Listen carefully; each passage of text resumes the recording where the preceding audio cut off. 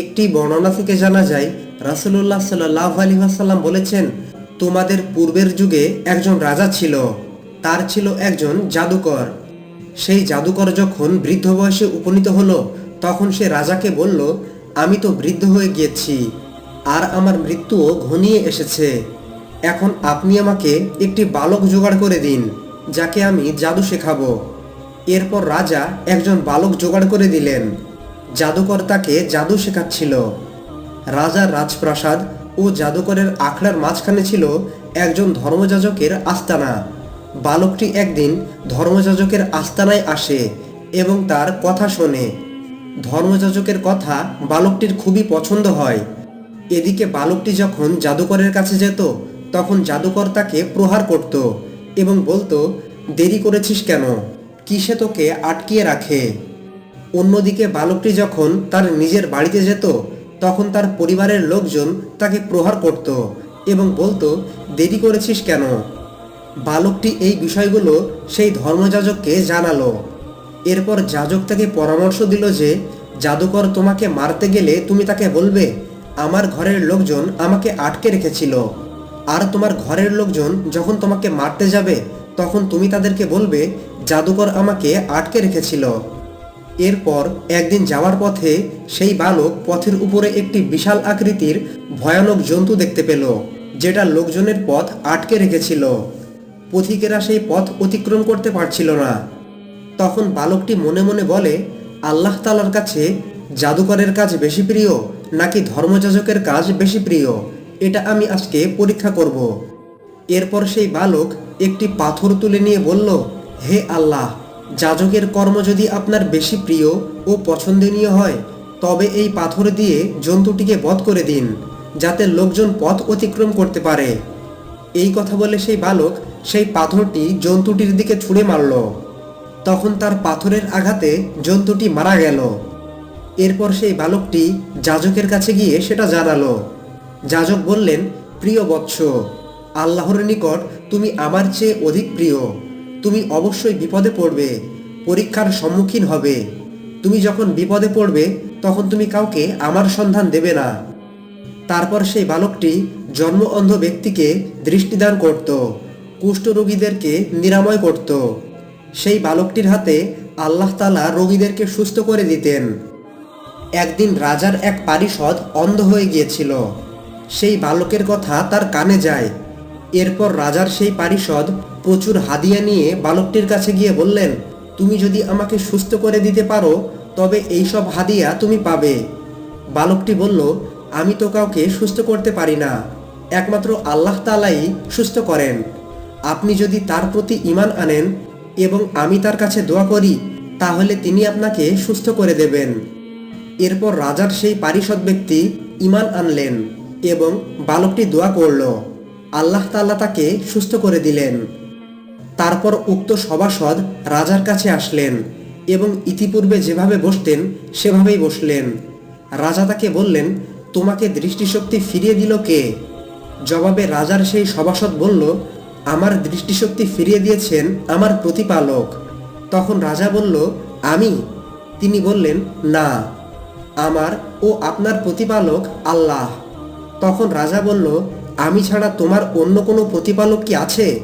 তিনি বললেন, হ্যাঁ, আমার এবং আপনার প্রতিপালক আল্লাহ।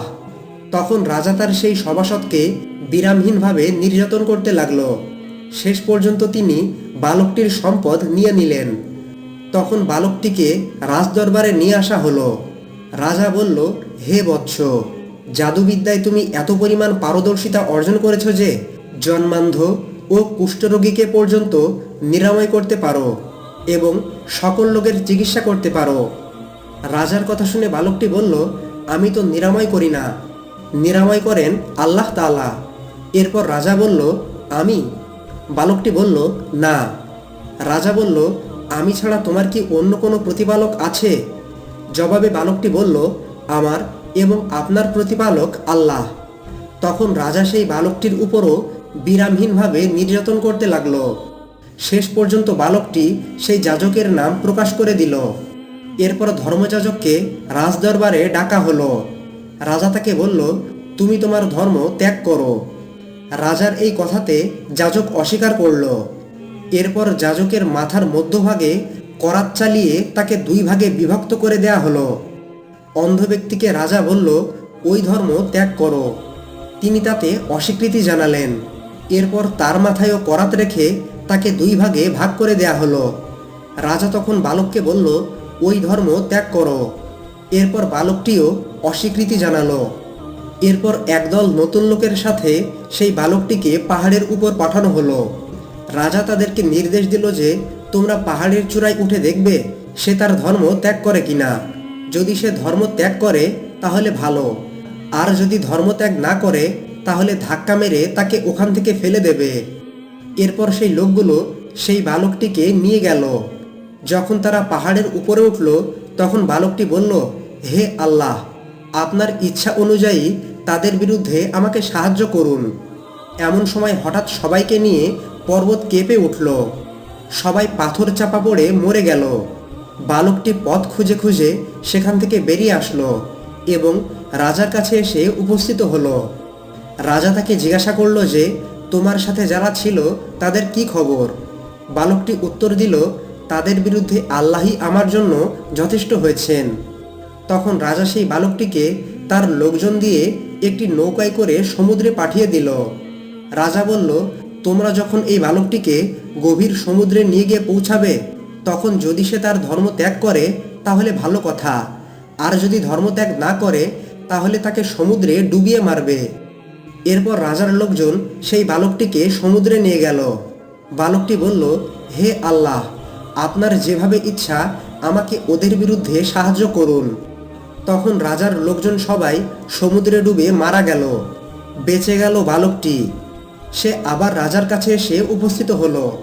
তখন রাজা তাকে জিজ্ঞাসা করল, তোমার সাথী লোকজনদের সংবাদ কি? বালকটি উত্তরে জানালো, আল্লাহ তাআলা আমার সাহায্যে ওদের ব্যাপারে উপযুক্ত ব্যবস্থা নিয়েছেন। এরপর সেই বালকটি রাজাকে আরও বলল, আমি আপনাকে যেই পরামর্শ দেব, যদি সেই অনুযায়ী আপনি ব্যবস্থা না গ্রহণ করেন তাহলে আপনি আমাকে হত্যা করতে পারবেন না। আমার পরামর্শ মানলেই কেবল আপনি আমাকে হত্যা করতে পারবেন। তখন রাজা জিজ্ঞাসা করল, তোমার পরামর্শটি কি? সে বলল, সকলকে একটি মাঠে সমাবেত করবেন, তারপর আমাকে খেজুর গাছের কাণ্ডে শুলে চড়াবেন। এরপর আমার ঝুড়ি থেকে একটি তীর নিয়ে এই বিসমিল্লাহি রাব্বিল গোলাম, এই বালকের প্রভু আল্লাহর নামে নিক্ষেপ করছি, এই কথা বলে সেই তীরটি আমার দিকে নিক্ষেপ করবেন। বালকের কথা শুনে রাজা তখন তাই করল। তীর গিয়ে বালকটির ললাটের উপর পড়ল। সে নিজের ক্ষতস্থানে হাত রাখল এবং শহীদ হয়ে গেল। এই সব দেখে উপস্থিত লোকজন চিৎকার করে বলে উঠল, আমরা বালকটির প্রতিপালকের প্রতি ঈমান আনলাম, আমরা বালকটির প্রতিপালকের প্রতি ঈমান আনলাম। রাজাকে বলা হলো, আপনি যা আশঙ্কা করেছিলেন তাই তো হলো। আল্লাহ আপনার প্রতি সেই বিপদই তো নাজিল করলেন। লোকজন সবাই তো ঈমান এনে ফেলেছে। এরপর রাজার নির্দেশে প্রত্যেক গলির মুখে গর্ত খনন করা হলো, তাতে আগুন জ্বালানো হলো। রাজা বলল, যেই ব্যক্তি ওই ধর্ম ত্যাগ করবে তাকে রেহাই দেবে, আর যারা সেই ধর্মের স্বীকৃতি জানাবে তাদেরকে অগ্নিকুণ্ডে নিক্ষেপ করবে। লোকজন ওখান দিয়ে যাচ্ছিল আর অগ্নিকুণ্ডে পতিত হচ্ছিল। এরপর একজন মহিলা সেই অগ্নিকুণ্ডের কাছে গিয়ে উপস্থিত হলো। মহিলাটির সাথে ছিল একটি দুগ্ধপোষ্য শিশু। শিশুটিকে সাথে নিয়ে মহিলাটি আগুনে পড়তে ইতস্তত করছিল। তখন শিশুটি তার মাকে বলে উঠল, মা, তুমি ধৈর্য ধারণ করো, কারণ তুমি সত্যের উপর রয়েছ। এই ঘটনাটি ছিল অগ্নিকুণ্ডে অধিপতিদের ঘটনা। এটা হচ্ছে ইমাম আহমদ রহমতুল্লাহ আলাইয়ের বর্ণনা। ইমাম মুসলিম ও নাসাই প্রমুখ সহিহ হাদিসটি বর্ণনা করেছেন। মোহাম্মদ ইবনে ইসহাক রহমতুল্লাহ আলাই এই ঘটনাটি অন্যভাবে বর্ণনা করেছেন। তিনি বলেন, নাজরানের অধিবাসীগণ ছিল মুশরিক, তারা দেবদেবীর পূজা করত। নাজরানের পার্শ্ববর্তী একটি গ্রামে একজন জাদুকর বসবাস করত। নাজরানের বালকদের সে জাদুবিদ্যা শিক্ষা দিত। ইবনে মুনাব্বিহ বলেন যে, ফাইমুন নামক একজন ব্যক্তি সেখানে এসে একটি তাঁবু স্থাপন করল। তার একটি তাঁবু ছিল নাজরান ও জাদুকরের গ্রামের মধ্যবর্তী স্থানে। নাজরান অঞ্চলের লোকজন তাদের ছেলেদেরকে ওই জাদুকরের কাছে নিয়মিত পাঠাতো। জাদুকর সেই ছেলেদেরকে জাদুবিদ্যা শিক্ষা দিত। অন্যান্য বালকদের সাথে তামুর নামক একজন ব্যক্তি তার ছেলে আব্দুল্লাহকে সেই জাদুকরের কাছে প্রেরণ করল। যাওয়ার পথে আব্দুল্লাহ ওই তাবুওয়ালা লোকটিকে দেখত। তার নামাজ ও ইবাদত আব্দুল্লাহের কাছে ভালো লাগত। আব্দুল্লাহ সেই তাবুওয়ালা ব্যক্তির কাছে গিয়ে বলতে এবং তার কথাবার্তা শুনতে লাগলো। শেষ পর্যন্ত আব্দুল্লাহ মুসলমান হয়ে গেল। আল্লাহর একত্ববাদে বিশ্বাস স্থাপন করে সে তার ইবাদত করতে লাগলো। সেই তাবুওয়ালা ব্যক্তির কাছ থেকে আব্দুল্লাহ ইসলামের বিধিবিধান জেনে নিত। অবশেষে ইসলামের বিধিবিধান সম্পর্কে যখন সে গভীরভাবে জ্ঞান অর্জন করল, তখন সে তাবুওয়ালার কাছে ইসমে আজম শিখতে চায়। তাবুওয়ালা সেই ব্যক্তি ইসমে আজম জানতেন বটে, কিন্তু আব্দুল্লাহের কাছে সেটা গোপন রাখতেন। তিনি বললেন, ভাতিজা, তুমি ইসমে আজম সহ্য করতে পারবে না। তোমার দুর্বলতা সম্পর্কে আমি শঙ্কিত। তামুরের ধারণা ছিল যে তার ছেলে অন্যান্য বালকদের মতো নিয়মিত জাদুকরের আস্থানাতেই যাতায়াত করছে। আব্দুল্লাহ যখন বুঝতে পারল যে ইসমে আজম শিক্ষা দেওয়ার ব্যাপারে তার গুরু কার্পণ্য করছেন এবং তার দুর্বলতার আশঙ্কা করছেন, তখন আব্দুল্লাহ কয়েকটি তীর সংগ্রহ করল। এরপর তার জানা আল্লাহ তাআলার প্রত্যেকটি নাম ওই তীরের উপরে সে লিখতে লাগলো।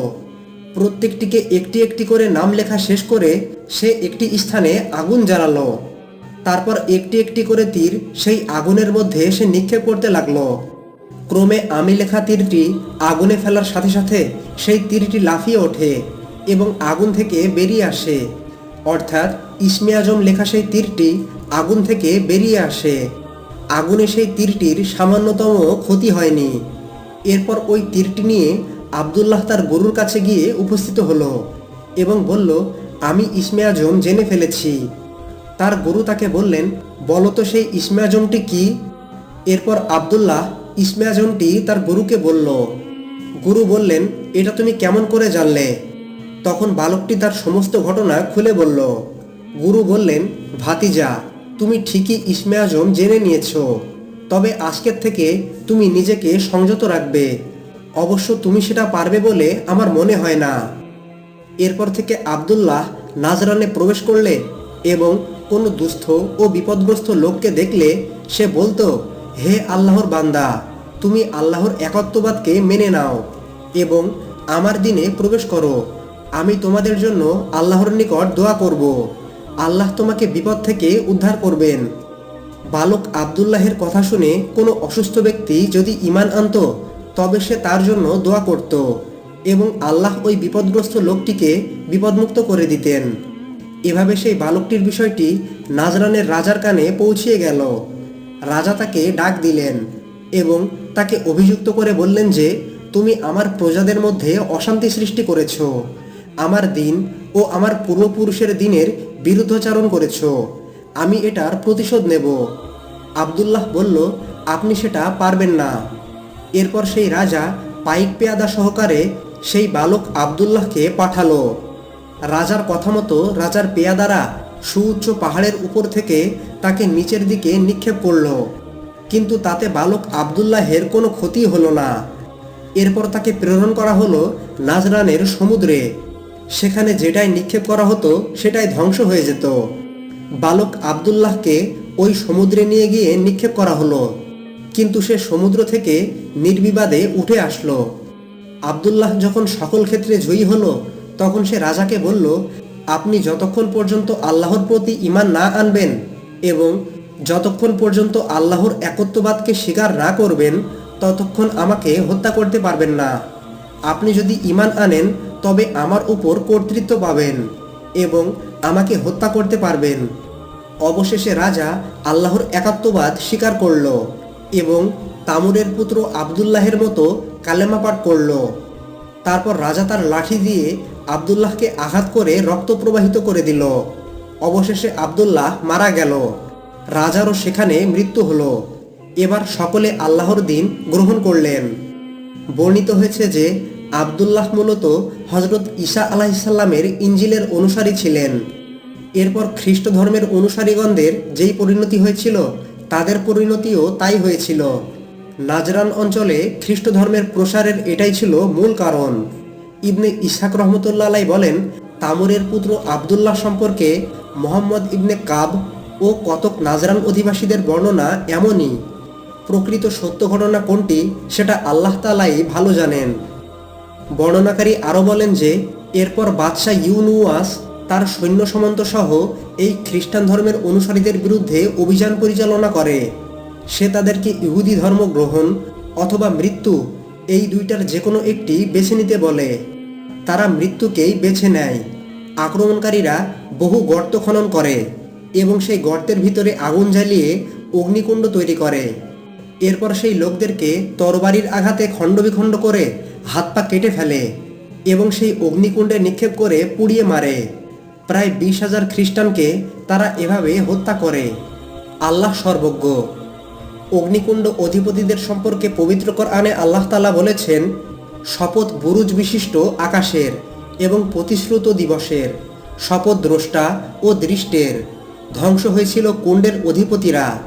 ইন্ধনপূর্ণ যে কুণ্ডে ছিল আগুন, যখন তারা সেটার পাশে উপবিষ্ট ছিল এবং তারা মুমিনদের সাথে যা করছিল তা প্রত্যক্ষ করছিল। ওরা তাদেরকে নির্যাতন করেছিল শুধু এই কারণে যে তারা বিশ্বাস করত পরাক্রমশালী ও প্রশংসা আল্লাহে, আকাশরাজি ও পৃথিবীর সর্বময় কর্তৃত্ব যার, আর আল্লাহ সর্ববিষয়ে দ্রষ্টা। যারা ঈমানদার নরনারীকে বিপদাপন্ন করেছে এবং পরে তাওবা করেনি, তাদের জন্য আছে জাহান্নামের শাস্তি, আছে দহন যন্ত্রণা। কোনো কোনো বর্ণনাকারী বলেন, অগ্নিকুণ্ড বিষয়ক ঘটনা পৃথিবীতে একাধিকবার ঘটেছে। যেমন ইবনে আবি হাতিম রহমতুল্লাহ আলাই আব্দুর রহমান ইবনে জুবাইর থেকে বর্ণনা করেন যে ইয়ামেনে অগ্নিকুণ্ডের ঘটনা ঘটেছিল তুব্বা রাজার আমলে। কনস্টান্টিনোপলে ঘটেছিল রাজা কনস্টান্টাইনের আমলে, যখন সে খ্রিস্টানদেরকে হজরত ঈসা আলাইহিসসালামের কিবলা ও তার প্রচারিত একত্ববাদ থেকে ফিরিয়ে নেয়। সে তখন একটি অগ্নিকুণ্ড জ্বালিয়েছিল। যে সকল খ্রিস্টান হজরত ঈসা আলাইহিসসালামের দিন ও তার একত্ববাদে অবিচল ছিল, সে তাদেরকে সেই অগ্নিকুণ্ডে নিক্ষেপ করে পুড়িয়ে মেরেছিল। বর্ণিত হয়েছে যে ইরাকের ব্যাবিলন শহরে এই ঘটনা ঘটেছিল। সম্রাট বুকতেনসরের শাসনামলে তিনি একটি মূর্তি নির্মাণ করেছিলেন। লোকজনকে নির্দেশ দিয়েছিলেন ওই মূর্তিকে সিজদা করতে। লোকজন সিজদা করেছিল, কিন্তু দানিয়াল আলাইহিসসালাম ও তার দুইজন সাথী আজজিরা ও মাসাইল সিজদা করতে অস্বীকার জানিয়েছিল। সম্রাট বুকতেনসর তাদের জন্য একটি উনুন তৈরি করল। তাতে কাঠ ও আগুন জ্বালিয়ে সেই অগ্নিকুণ্ডে তাদের দুইজনকে নিক্ষেপ করল। আল্লাহ তাআলা তাদের জন্য আগুনকে শীতল ও নিরাময় করে দিলেন এবং তাদেরকে আগুন থেকে রক্ষা করলেন এবং অত্যাচারীদেরকে ওই অগ্নিকুণ্ডে নিক্ষেপ করলেন। তারা ছিল সংখ্যায় 9 জন। আগুন তাদেরকে পুড়িয়ে ছাই করে দিয়েছিল। একটি বর্ণনা থেকে জানা যায় অগ্নিকুণ্ড ছিল 3টি। একটি ছিল সিরিয়ায়, একটি ছিল ইরাকে এবং অপরটি ছিল ইয়ামেনে। এটি ইবনে আবি হাতিম রহমতুল্লাহ আলাইয়ের বর্ণনা। সকল প্রশংসা একমাত্র আল্লাহর। কোরআনে বর্ণিত সেই আগুনের গর্তওয়ালাদের কাহিনী জেনে আশা করি আপনারা অনেক উপকৃত হয়েছেন। আসসালামু আলাইকুম ওয়া রাহমাতুল্লাহি ওয়া বারাকাতুহু।